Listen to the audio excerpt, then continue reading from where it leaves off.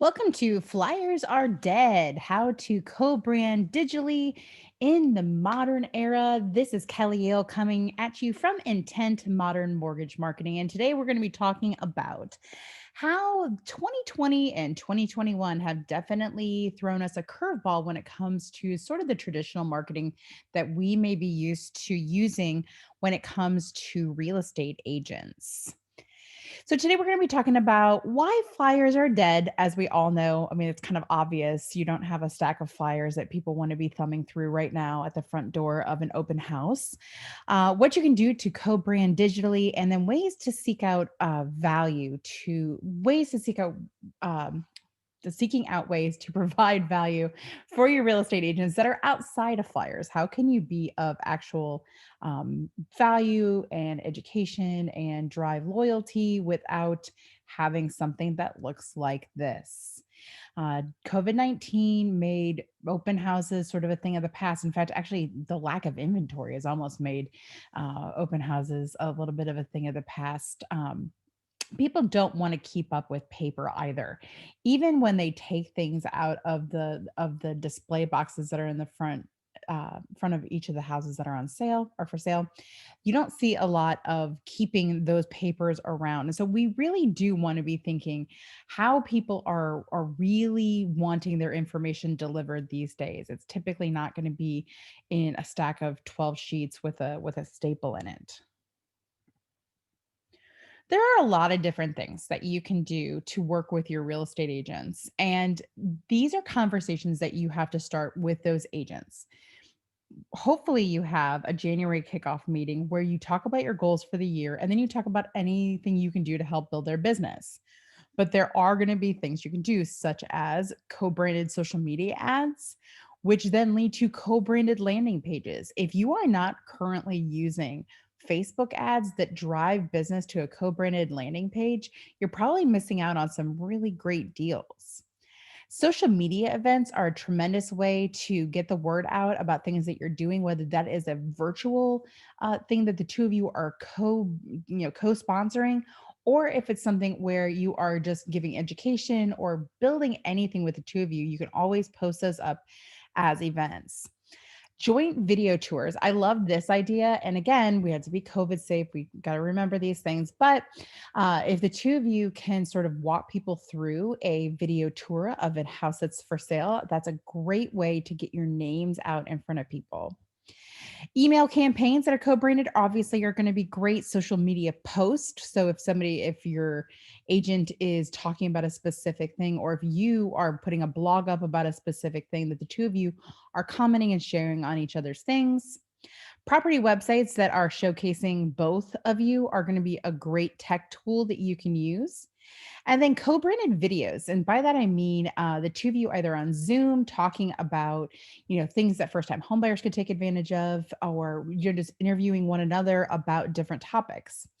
You do have to be mindful of RESPA. You have to think about all the things that go into making sure that you can prove that the two of you are splitting costs for anything that happens. For some of these things, there will be hard costs. For others, it's just really social media posts. Obviously, there's no cost to that. There can be implied costs, but it's really not something that's trackable. Digital open houses. You have Zoom, Facebook, FaceTime, Instagram Live. You have a lot of different things, TikTok even, to show different people open houses or just a sneak peek of a house that's hitting the market. If you have Facebook Live on, that is a tremendous way that you can walk someone through an entire house and allow them to ask questions or make comments about it. You can actually plan a Facebook Live event with the two of you and then walk through that kitchen, to open up the cabinets, talk about the different things that are great about the house, and then you spend some time talking about the financing of that house. You can always share any house listings that your agent has across your social media platforms. And if you're, co-branded on anything with realtors like Zillow leads or things like that, make sure that you're following up with those leads as well. If the realtor is collecting the lead information from anything, whether that is your Zillow leads or open house leads or whatever that is, make sure that you guys are sending up follow up emails and correspondence once that event is over. That should be absolutely what you are marketing to because you have a captive audience there. And then that can be used for your database or for advertising in the future on Facebook. Open houses, and it's interesting how, sort of behavior is changing just from an inventory perspective. We haven't seen a tremendous amount of open houses really going on. However, once that happens, remember you can share your realtors Facebook events that they're having. You can create a Facebook post about the house itself, and if you want to be pre-approved for this house, you certainly can do that. And then putting things on your website, that's something else that's a really important part. It depends on what kind of website you have set up. There are certainly different tech platforms and services that will allow you to be co-branded, but you should look into those and see if that's going to be something that you can offer to your real estate partners in 2021. Social media stories are fantastic, especially if you are giving little snippets and especially if you have your accounts set up correctly for your customers. We preach and preach and preach social media interaction with all of the people you work with, meaning that you would have friended and followed every single real estate agent you work with, and really a lot of your potential customers and current customers and past customers, because what you really want to have is an audience that's going to want to see these stories. And so if they're following you on Instagram, a really wonderful way, and it's the same on Facebook as well, but a great way to do that is to take a picture and then put some questions. Oh, questions. Do you like color cabinets or white cabinets? And then let people interact with that specific house. If you're taking a picture of a backyard, can you see a pool here? Make people want to be involved in that story. Co-branded ads, Facebook, Google, you name it, Instagram, are really great, especially when they take you to a resource website. And that's what you have on the left-hand side. This is a resource website. This is what home buyers can do to learn a little bit about why there's no place like home for the holidays. So this was something we ran at Christmas time for one of our best customers and her best realtor partner. But it's a great way for you to be able to get your brand out there in a co-branded way, but not necessarily forcing a specific house down somebody's throat, but instead saying, is it going to be time for you to buy a house in 2021?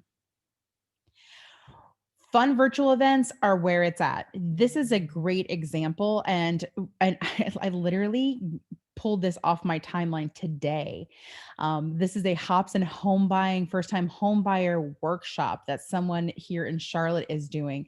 I thought it was so cute and so fun. I mean, just to be able to start talking to groups of people, to get them to be interacting right now. You have a captive audience who really can't leave their house, who are looking for things to do. So let's provide them with the education and the value that they could really use to buy a home. Co-branded emails are a great way to get some good information across. If you are using a platform right now that allows you to do that, or if you have a situation where you're using a platform and you don't understand that you can do co-branding, make sure that you look through everything that you have from your email system and see if there is an opportunity to go to your real estate agent and make a pitch to co-brand in emails moving forward, whether that is taking their database into your database and co-branding with it, or working forward and saying, okay, how many people did you have in 2020 who were interested in buying a home who may have fallen off? Let's you and I make a plan for 2021 to figure out if those people are still interested in buying a home. Co-branded videos, especially from an education standpoint, for me right now are one of the hottest ways that you can do it.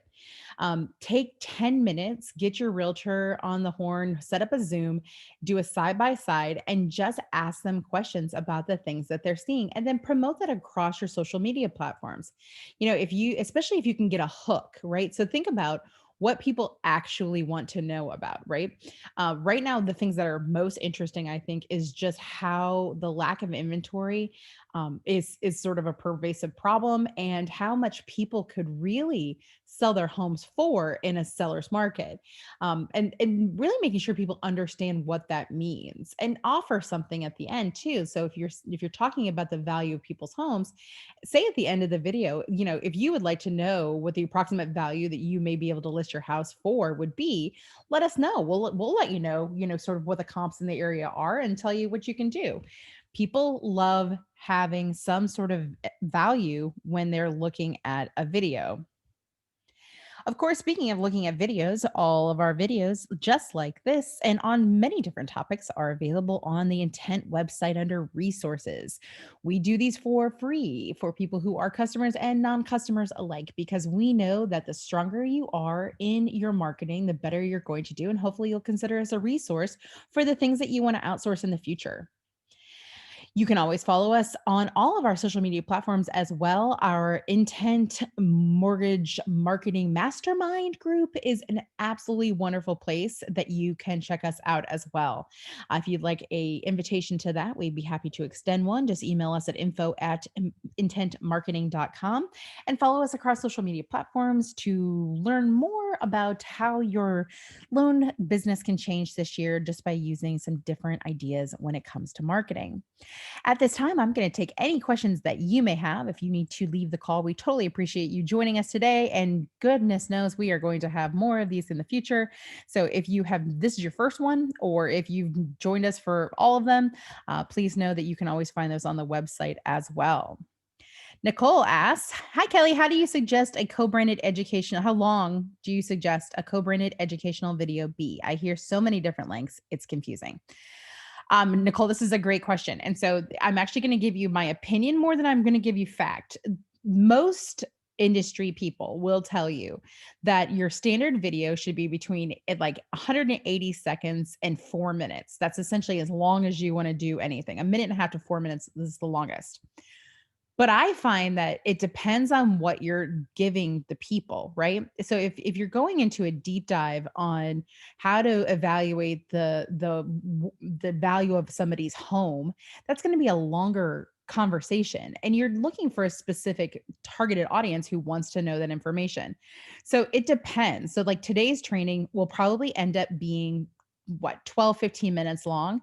Most people would tell you that's far too long, except that we know that being part of this conversation, you're learning stuff all throughout that 12 to 15 minutes, and that's a good resource for you.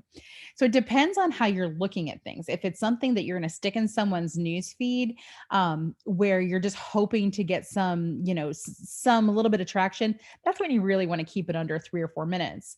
But if you're really kind of planning an event to have people come and really learn things, then for me, I think you're fine at any length. You don't want to do a 2-hour video. But I really do believe that people are going to be engaged and watch things that they're interested in. So I think the heart of it is making sure that you are thinking about topics that people really want to learn about, and then feeling free to edit in any way that you want. If there's a certain segment of a 12-minute video that you think is really, really good, edit that down into a 60 to 90-second clip. And I think that that's totally valid. Does anyone else have any questions? Alrighty, well, it looks like we are done for the day, and we will be coming back at you tomorrow. I would love to tell you I remember the topic, but it's like right there. Oh, it's time blocking. Oh, yeah. Not only should you come to time blocking, but you should probably invite everybody you know. We will talk to you tomorrow.